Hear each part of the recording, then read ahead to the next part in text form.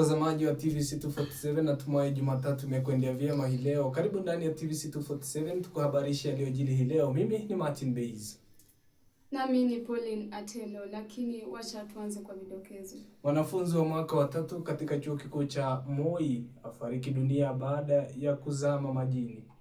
Maafisa wa kaunti ya Nyamira waliokuwa wakisimamia utupaji wa miili 13 isiyotambuliwa wachunguzwa. Mwanaume mwenye umri wa miaka 29 amekamatwa baada ya kudaiwa kumnyonga hadi kufa mpenzi wake wa miaka 25 kufuatia pendekezo lake la kusitisha uhusiano wao kimapenzi katika kaunti ya Bomet.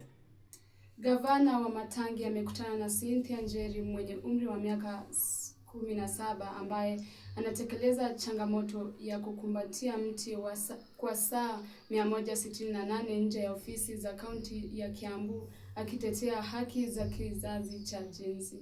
Katibu wa baraza la mawaziri Musalia Mudavadi amefika mbele ya kamati ya seneti kuhusu gatuzi wa mahusiano ya kiserikali kutoa ufafanuzi kuhusu mkataba wa ushirikiano kati ya serikali ya kitaifa na kaunti ya jiji la Nairobi. Na mahakama kuu imeongoza muda wa amri zinazowazuia DCI, Safaricom na wahusika wengine kushiriki data binafsi ya David Mokaya bila idhini yake. Shahidi aliyekuwa rafiki wa karibu wa marehemu Rex Masai amesimulia kwa uchungu dakika zake za mwisho. Michezoni ni kwamba Jumamosi Aprili 4 kutashuhudiwa ndondi za aina yake baina ya majembe na mbavu. Na kimataifa, vita vya Marekani, Israel na Iran waonyesha kutoheshimu sheria za kimataifa. Basi mtazamaji, ungana nasi katika habari kwa kiukamilifu. Maafisa wa kaunti ya Nyamira waliokuwa wakisimamia utupaji wa milioni 13 isiyotambuliwa wachunguzwa kwa madai ya kufanya maziko kinyume cha taratibu katika makaburi ya kibinafsi yaliyoko kaunti ya Kericho, kinyume na agizo la mahakama. Ufichuzi huu ulitolewa na gavana wa Nyamira Amos Nyaribo kufuatia kufukuliwa kwa mili 33 na sehemu 6 za mili katika makaburi ya makaburini kaunti ya Kericho.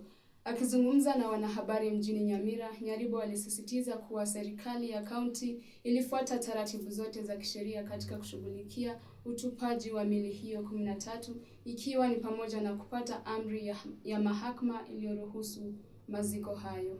Alieleza kuwa kaunti ya Nyamira imekuwa ikitegemea kaunti ya Kericho kwa maziko ya aina hiyo kutokana na ukosefu wa makaburi ya umma yenye miundombinu ya kutosha ndani ya kaunti hiyo.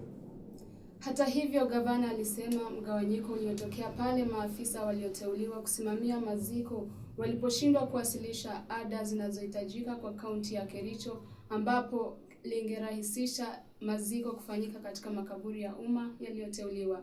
Badala yake inadaiwa walichagua kutumia eneo la kibinafsi bila idhini. Nyaribo alijitenga na dosari hizo na akakanusha kuwa ni ufahamu wote kuhusu mili mingine iliyopatikana katika eneo hilo. Gavana huyo alithibitisha kuwa maafisa waliokuwa wakihusika tayari wamekuwa kizuizini, akielezea imani kwa uchunguzi utakuwa wazi mazingira kamili ya tukio hili.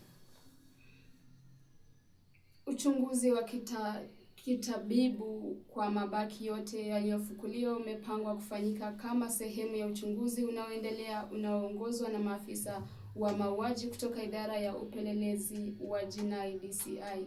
Operesheni hiyo inasimamiwa na mkurugenzi wa kitengo cha mauaji wa DCI Martin Nyuguto wa ushirikiano na daktari mkuu wa uchunguzi wa maiti wa serikali Richard Njoroge.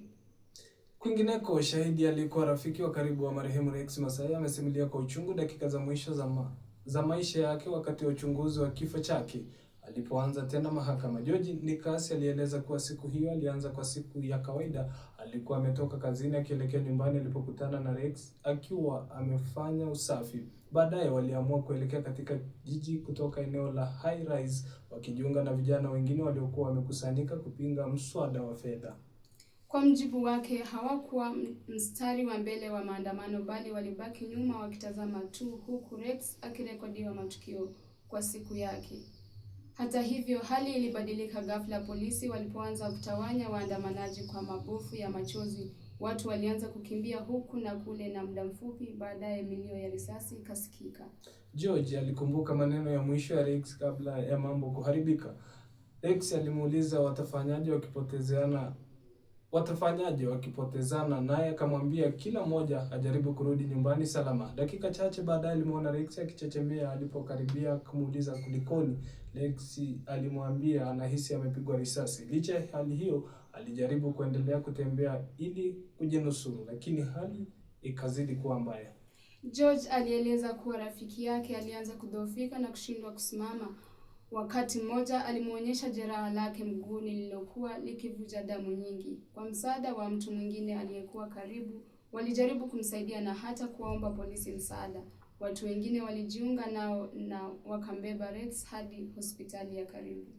Walipofika hospitalini, walikuta lango limefungwa. Kwa kukata tamaa na kuhofia maisha yake, walilazimika kuingia kwa nguvu, wakitumaini kupata msaada kwa haraka. Hata hivyo, daktari alimuona Rex alikuwa tayari amefariki dunia.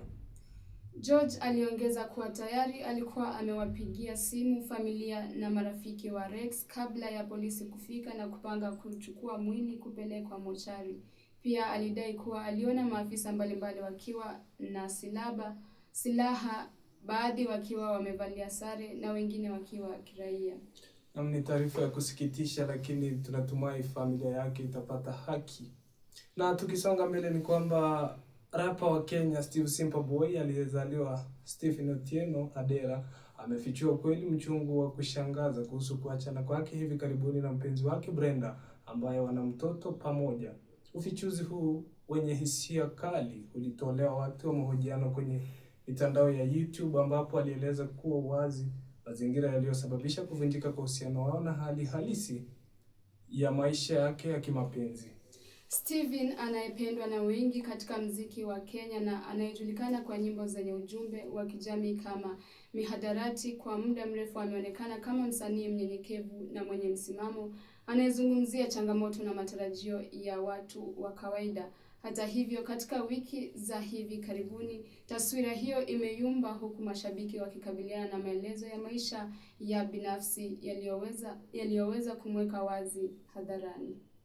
Mnamo Machi 2026, Steve Simple Boy alithibitisha kuwa yeye na Brenda walikuwa wameachana rasmi, miezi michache baada ya kutangaza kuzaliwa kwa watoto wao wa kwanza mwishoni mwa mwaka 2025. Habari hiyo iliwashangaza wengi waliokuwa wakichukulia uhusiano wao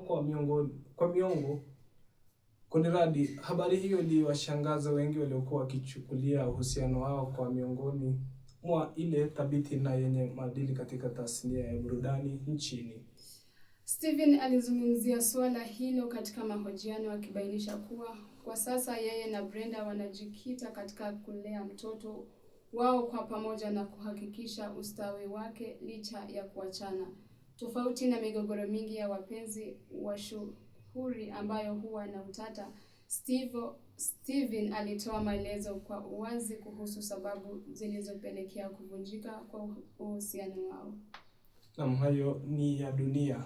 Sijui usemeje kuhusu taarifa hii. Labda niseme tu ni ya dunia kama ulivyosema. Naam, kufikia hapo hatuna budi kukamilisha taarifa zetu za saa moja. Ni Martin Base, kila siku nitaitika. Tukutane hapo kesho mida ya saa moja kwa habari nyingine. Jina langu ni Pauline Ateli.